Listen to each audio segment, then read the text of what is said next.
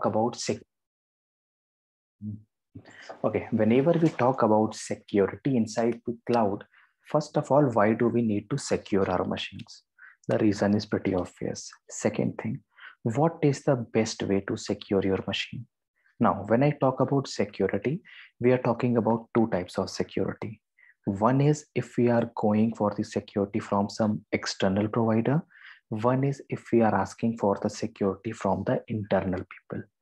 Internal people is pretty easy because you have concept of something known as a CloudTrail over here. Okay, please pay attention. Security is important in interviews rather.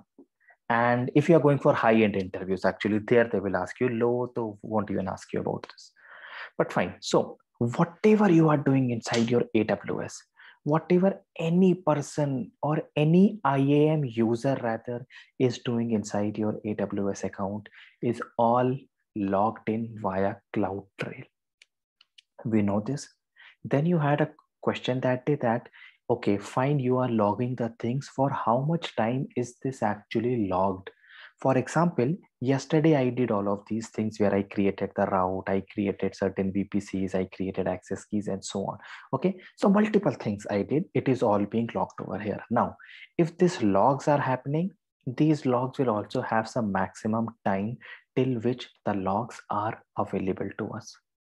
The answer to that is it is available for a duration of 90 days. And who can view it? Pretty obvious. Anyone who has access to the policy for CloudTrail or anyone who is attached to the policy in which CloudTrail is attached can actually go and have a look at this particular logs. By the way, you see, if you click over here, remember this magical thing, Athena. We will come to this one, okay?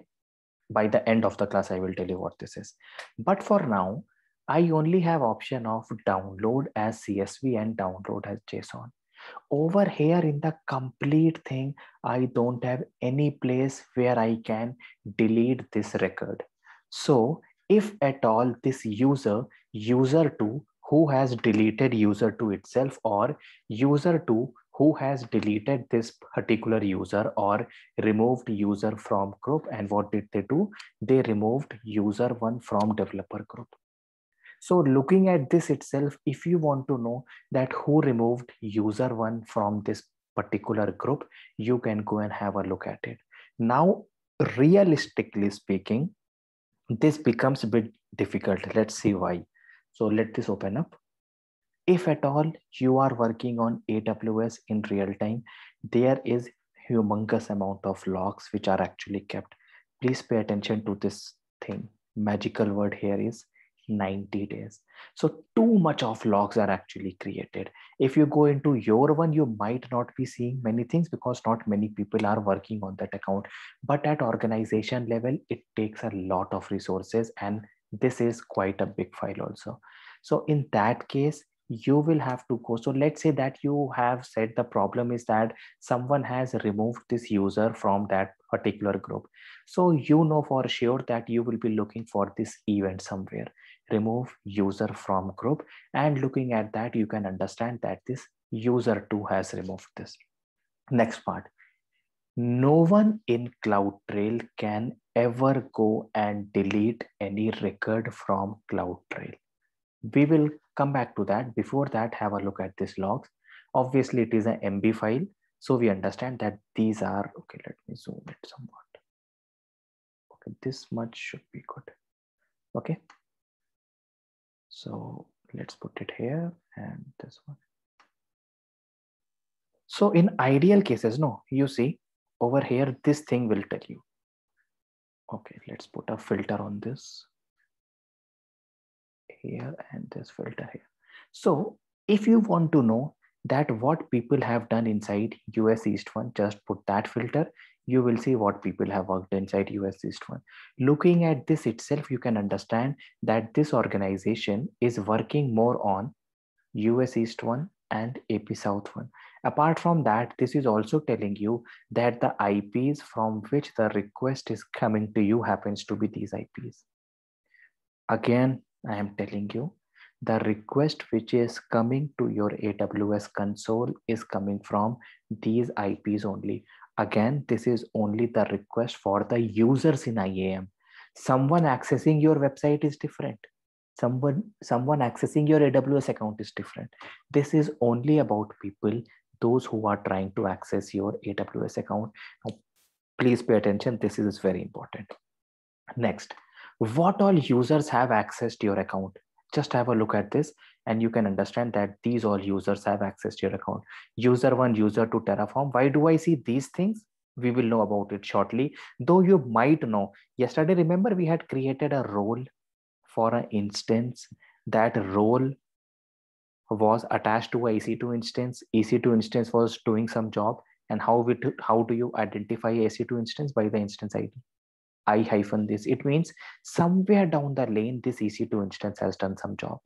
So anyhow, that is the username for that. So looking at this, I understand that I had these two users, this phone number, user Abhijit, Ankit, Ansible user, auto start, and over here, user 1, user 2, and Terraform. So these users at some point of time in the last 90 days have access to your account.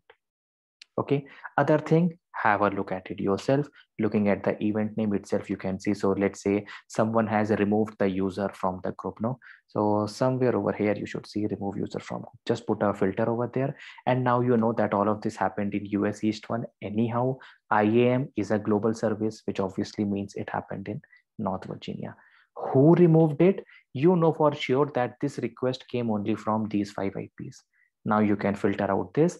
Apart from that, go over here and see user 1 did this, then this Abhijit user, Ranjit user, robot user, Padu user, migration user, Omi, Arjun, all of these users had done certain things at certain point of time where they had removed the user from the group. The point to consider here is that if at all people say that there was a problem with my AWS account, I want to know who messed the account up, who did this. The only answer that you have is CloudTrail. That's it. Let's proceed. So CloudTrail, we do understand what it is. Let's go to the next concept now. Now inside CloudTrail, here, if let's say that this user deleted something and the user wants to go and delete this record so that no one can know that this user too had done certain things, you cannot do that, because this particular user doesn't have the permission to delete. Forget about this user. I am the root account, right? Even I cannot go and delete this entry. Which means the only way this record will ever be deleted will be if it has been more than 90 days. If it is more than 90 days, this record will be deleted. Okay. And whatever you did is all gone. However, there is a use case where we say, I don't want to delete the logs of my account. So what do you do in that case? You don't want to delete the record. AWS is only keeping for 90 days. So the answer to any of our solution inside AWS is, so obviously, if the logs AWS is deleting, I have to store the logs somewhere. And if I need to know one service which I will use for storage, that service will be, any idea? S3. Exactly. Good. So which means that what I will have to do is I will have to tell AWS that, see AWS, whatever is happening, no, store it inside my S3 bucket. I will pay for that storage bucket. This thing is known as a trail. You go and create a trail. The concept is give it a name. So let's say I am saying logging events. This has to be obviously inside either an existing S3 bucket or a new S3 bucket. If you want, you can also put a name of that bucket. So this is a unique name actually. This is nothing but AWS CloudTrail log followed by the account ID followed by a unique ID. So this bucket name is obviously there always. Or you can choose existing bucket, no issues, browse and choose the existing bucket done. Next part, if you want, you can also choose a prefix. It means it will go inside this particular folder. By default, the folder is always AWS logs followed by your account ID. If you want, it will also put encryption on that log, and then it will add the keys over there. There is one very interesting thing, this log file validation. I will come to it shortly. Before that, if at all this report is being triggered, I can trigger a SNS notification, in which case it will send the notification to this SNS. If I want also, I can also add the CloudWatch logs to it. It means this logs itself will go to this particular log. Okay, CloudWatch logs, once we are inside CloudWatch, we'll know more about it. Right now, CloudWatch is actually what is happening inside your instance. What is happening inside your S3? How much S3 is being used? How many objects are there inside the S3? How much data is incoming? That is CloudWatch. And who is accessing your S3 is CloudTrail. Generally, people are confused between CloudWatch and CloudTrail. Let me make it easy. You created an instance. Masood deleted an instance. Neha restarted the instance. This is CloudTrail. But instance CPU utilization went 90%. Instance RAM went to 90%. Instance scaled from T3 large to T3X large. This is CloudWatch. What is happening inside that resource is CloudWatch. Who is triggering that event is CloudTrail. Okay, so CloudWatch and Trail, just remember this. So next part, IAM role. Over here, I can choose a new if I want, I can give a role again. Remember, CloudTrail is sending logs to CloudWatch. CloudTrail has to access CloudWatch. So I need a role. Yes, Masood. Sorry, Ankit. So CloudTrail is watching, right? Like it is storing the logs, and the CloudWatch is triggering an email, right? No. Both are watching the logs, both are storing, both can trigger. Listen, in your organization, let's say there are 4 users and there are 10 machines. Okay. What these 4 users are doing is CloudTrail. What is happening inside that 10 machines is CloudWatch. Now is it understood? Yes. Good. So obviously, when yes, Neha. No. I'll ask at the end. Okay. So over here, I can also have the logs of CloudWatch. Apart from this, if I go and click on next, obviously here you have to give a name, unique bucket name.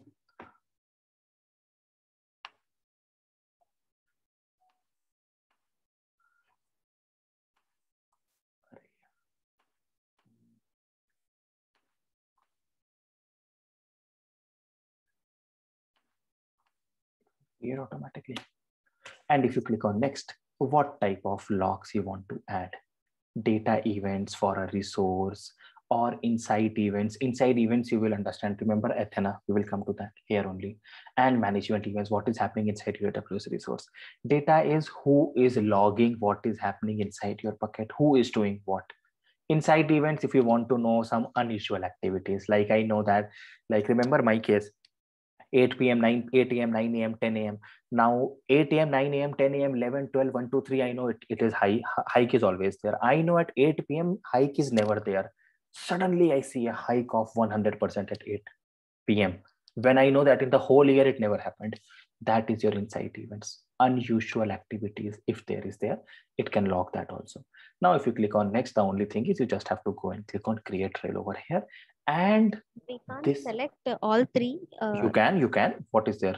The only thing is it will charge you more. Charge as in, obviously more logs are generated, means more data is saved inside S3. It will charge you for that. That's it. Okay. Cool. So this way, if you want, you can go and create your trail. If you create your trail, it means now whatever you are doing is forever logged. And there is no way this record can be deleted ever. Okay, are we good till here? And this only root users can view, or all the users? Yeah, it is again the policy, CloudTrail policy whosoever. Okay. Okay. So whoever user is given CloudTrail policy, they can view this log. Exactly, that's correct. Also, they have to have S3 access, no? Then only they can view, even if they are. No. Yeah. No. Okay. If they are choosing a new bucket option, yes. They should have S3 access, no? No. Okay, let's see. Here, what do we mean? If I am creating a new S3 bucket, no. In this case, the user, if they have S3, they can do this. If they don't have, they can choose this option. But in this case, they should again have S3 read access. Else, they click on browse and nothing will be visible only because they don't have read access. Okay. And here you said any encryption on bucket. Encryption on the logs, whatever data is logs. inside that S3 bucket, correct. Yeah. So we have not covered that topic as of now, right? KMS is security, no? That we haven't started on. We haven't started. Yeah, that's what I wanted to ask you. Okay, fine. Got it. Okay, fine. Let me go fast here once because you had the question for this one.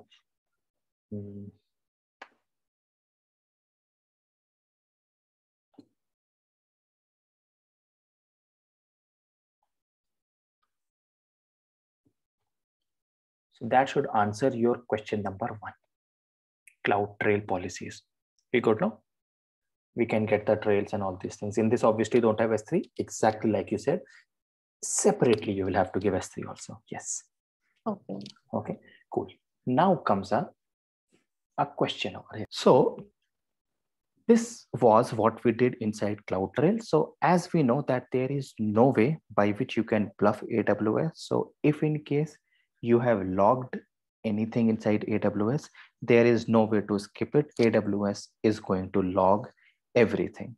So if in case people ask you about security, what is the way by which you should ensure security inside your account? Whenever they say security, you should ask 2 questions. First, security by the end users or security by people inside my organization only. Okay, like there, no, Ghar ka Bedi Lanka Dai. This is Ghar ka Bedi thing. Trail, CloudTrail. Someone from inside your company itself is doing something wrong. That can be triggered via CloudTrail. Rather, that can only be triggered via CloudTrail. To protect your AWS account from external people, you have something known as security tools over here. I basically do only 3, but for you, chalo, we'll start with all of them. Remember this Messi again. We will come back to this one. Before that,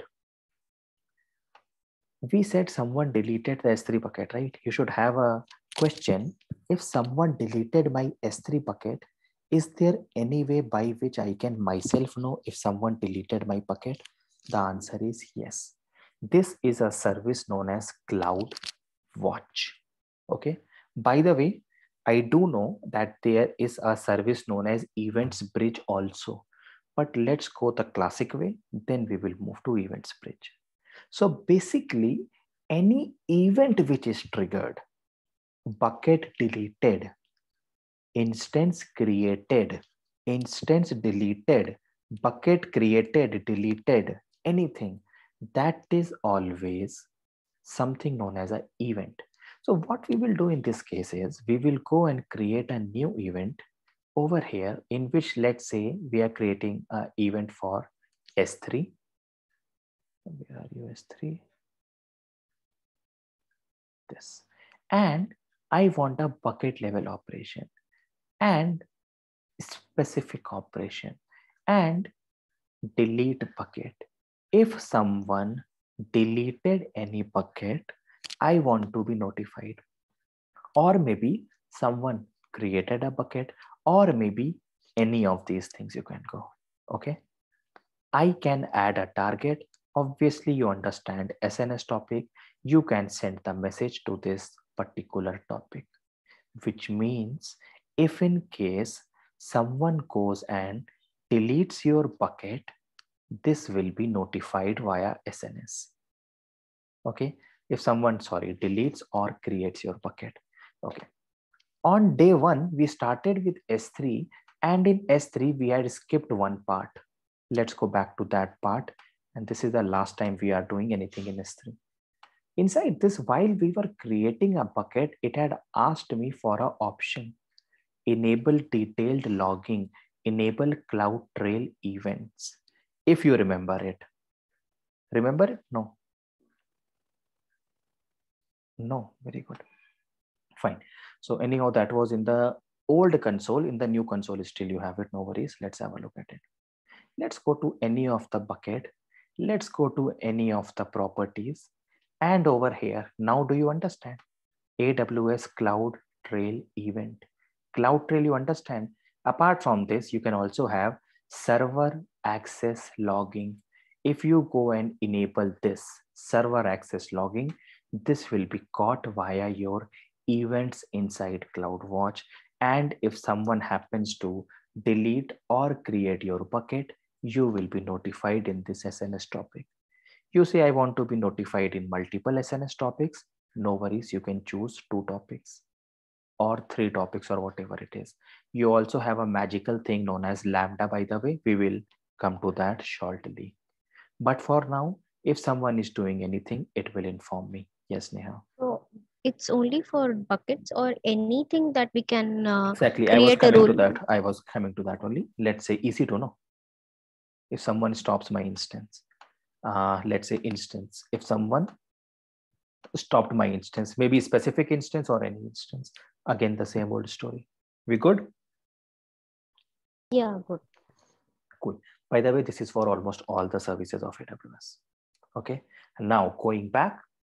Okay, first of all, let me just go and see. Why do I have 9 alarms?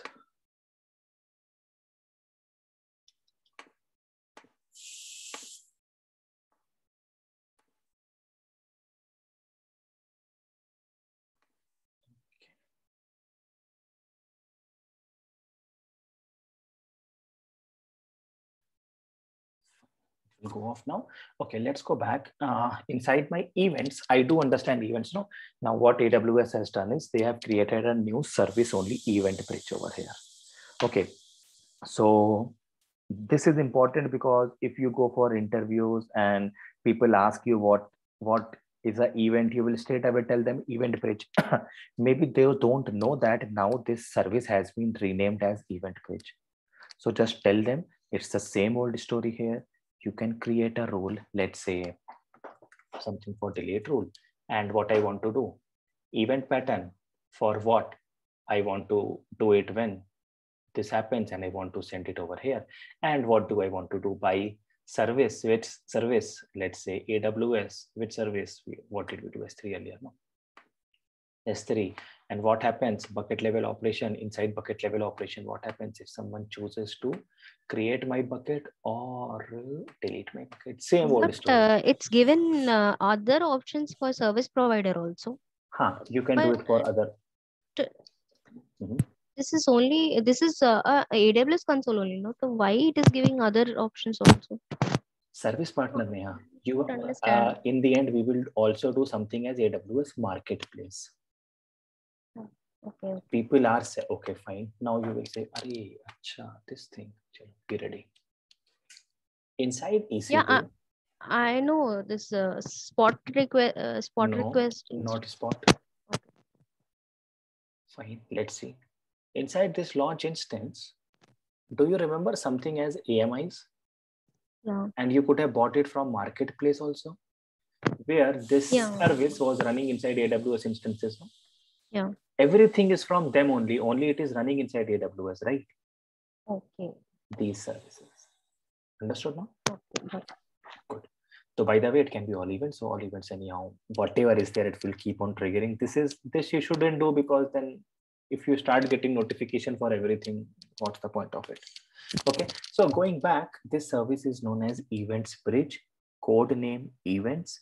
It is already available inside CloudWatch and Events. Please remember that. Okay. So we have done one thing, CloudTrail. We do know that this is S3, and by the way, anywhere you did know where it went and did this actually. Okay, let's see this.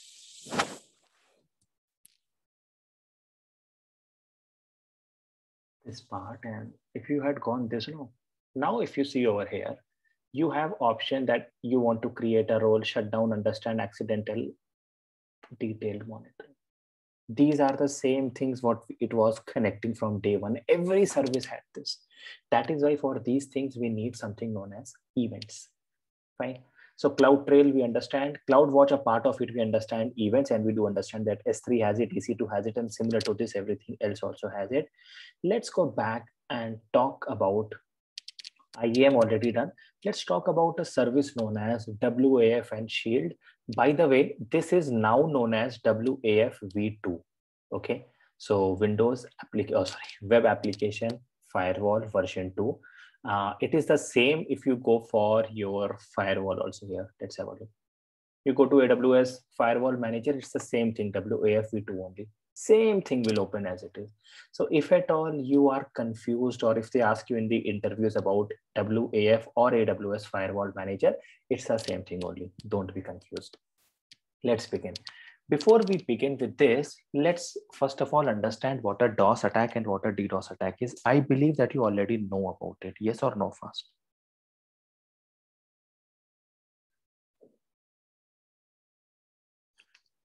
No. No, I was not able to hear. Can you repeat? A DOS and DDoS attack. Yeah. We know about it, right? Yeah, we know about it. Good. So if we want to stop our machines from DOS or DDoS attack, I have my server in India. Every IP in this world is hitting my server. Obviously, my server can't handle that much traffic. This is known as a DDoS attack. If it was happening only from one IP, that would have been DOS attack. DOS attack is denial of service attack. You are sending million requests to a computer in 1 second. Distributed DDoS is DDoS. D stands for distributed over there. Distributed DOS attack. If you want to save your machine from outer world, you don't want people to DDoS you. Now, by the way, how will you ever know if DDoS is happening also or not? The answer is, you know that one IP in China is always hitting you like a million requests, and not only you, it is hitting some IP, let's say in Kazakhstan, some IP in Australia, Canada, North America, at many places it is hitting, in short. Okay, so this IP becomes a blacklisted IP. Now these people, if you go for a DOS protection service or a DDoS protection service, these people already know that this IP somewhere is messing up other computers, so they already blacklisted. You are running your server, you get a hit from a machine, you don't know if it is actually a fake request or a valid request. Now there are multiple ways, by the way. Can you tell me, if I only want to enable the traffic from a specific geography, how can I do that? Through traffic. Perfect. Route 53, right? Yeah. Good. I want to block only the traffic from China. Is it possible? That I don't know. Okay, fine. Same thing what you said, Neha. Route 53, you will add another route of China and you will forward it to an empty S3 bucket. Okay. Yeah. Done. Or forward it to nothing. Okay. Dump IP address. Done. You have blocked it. Okay. Okay. Good. So this thing, if you want, you can do it. Now, by the way, advantage in AWS is AWS Shield standard, which is free for everyone, is automatically enabled for everyone. Okay. However, if you want that you should have a specific firewall, support team, visibility, these all things, you will have to pay AWS $3,000 a month. Let me show you how it looks like. If you do this, first of all, so you will have to say that way I will have to give it for 12 months subscription, means you will have to pay them $36,000 for using WAF and Shield. If you do this, AWS is automatically going to protect your resources. However, not taking this doesn't mean AWS is not protecting. It is still protecting your instance in real time. Okay, so this is known as WAF. Also, no, but how it is still protecting? How? What do you mean by that? It already knows that what are the blacklisted IPs. Oh, If okay. any request is coming to you and it sees that it is trying to do a ICMP or a ping on your machine, or it is trying to do a honeypotting, or okay, let's see the word.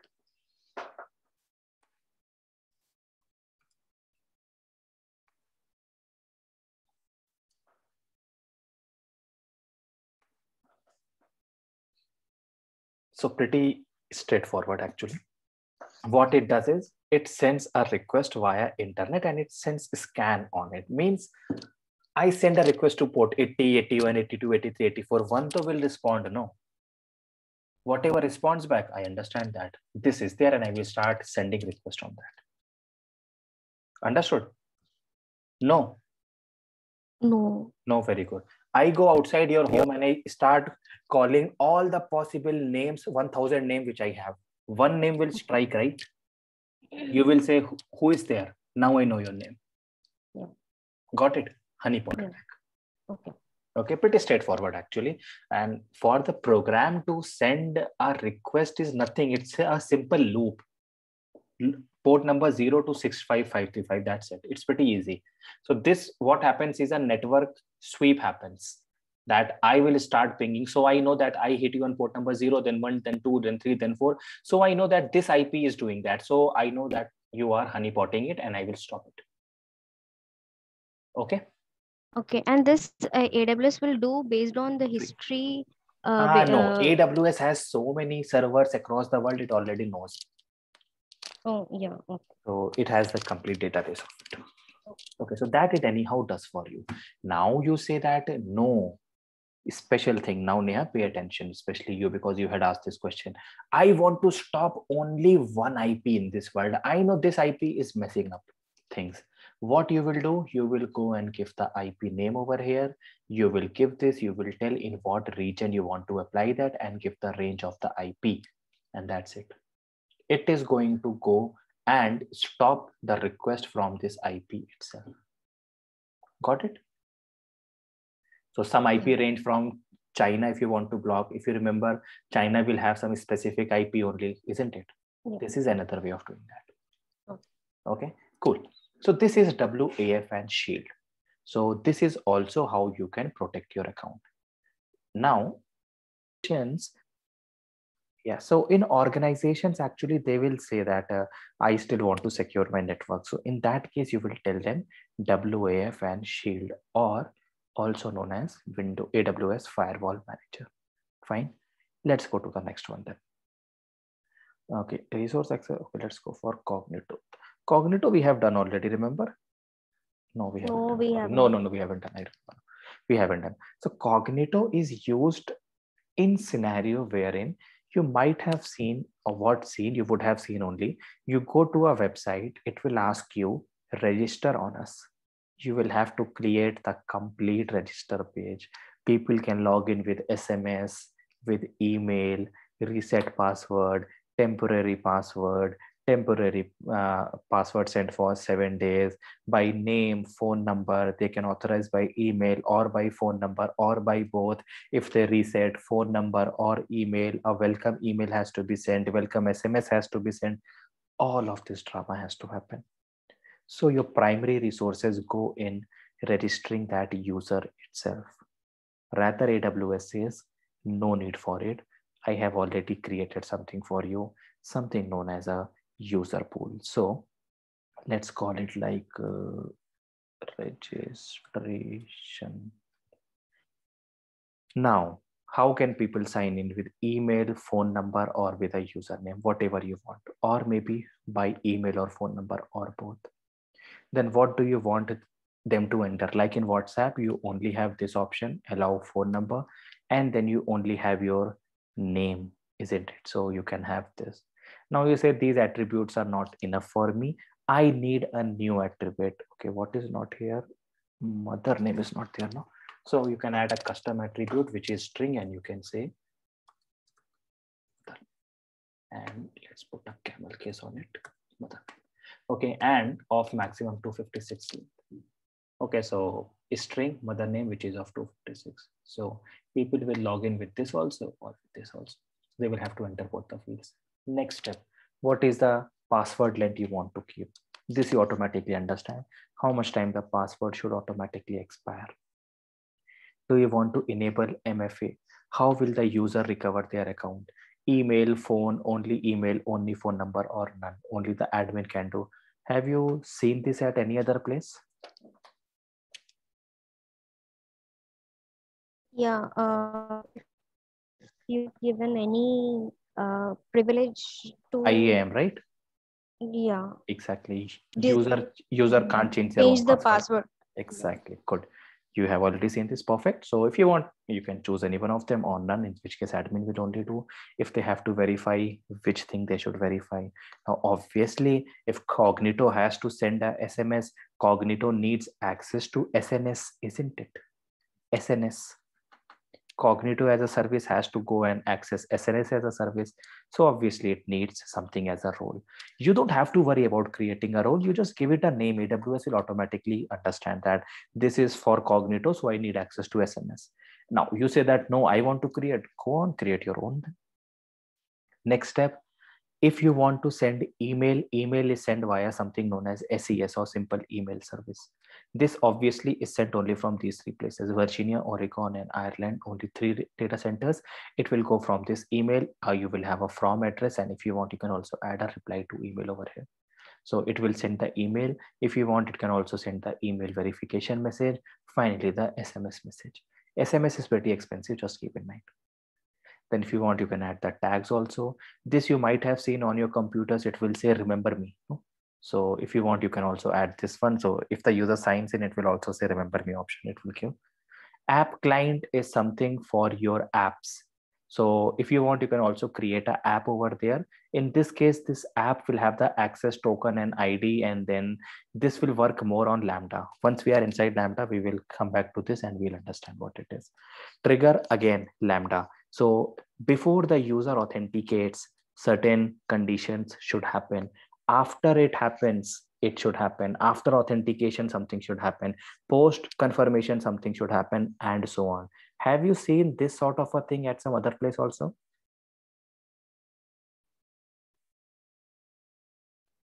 Don't remember. Good. Please don't forget now. Let's go back to DynamoDB once. So basically the concept is that while the user is signing up, before signing, you can go and trigger a Lambda function. So if you have a Lambda function, good for you. You can choose from here. If you don't have, you can go and create it. Let's go back to DynamoDB fast, create one table and see the same thing over here. It was triggering Lambda.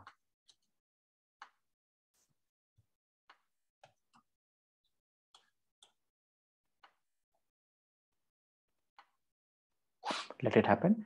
In the meantime, let's go back, and if you click on next step, this is the attribute that you have chosen. Now, if you want, you can use this Cognito for users to sign into your panel. For that, you will have to use Cognito either with Android or with iOS or with web. Now, this is more for the developers, but if you want, you can go and have a look at it. Cognito with web and mobile apps. Yes, Masood. Because you said like SMS is cost, right? So in that way, for the same kind of a service, like, so where can we find the costing? Like, no, this is this price, this is this price. Neha, do you want to answer that? Where can you find the cost?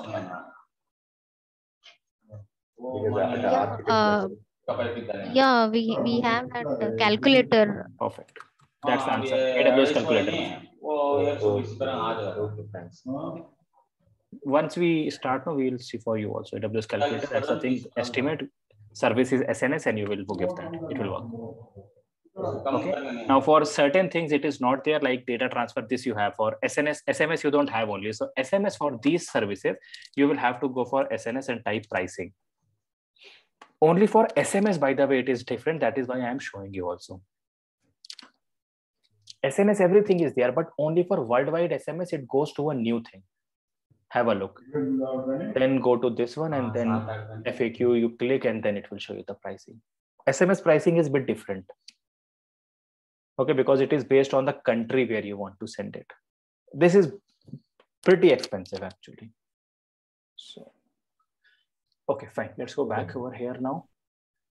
This one, DynamoDB. This was what I said, trigger. Remember now, inside your trigger over here also, if at all there was something that was going inside your DynamoDB table, you could have created a trigger. Same thing inside this also we had in the previous step here, triggers. Okay, triggers are a generic thing present in two services. One is Cognito, one is DynamoDB. By the way, any other trigger that you can think of? We did it in this class only. Events. Events are nothing but triggers only. No? If you remember, if I go and create an event, I was sending to SNS, I could have also created a Lambda topic, or I would have forwarded it to Lambda.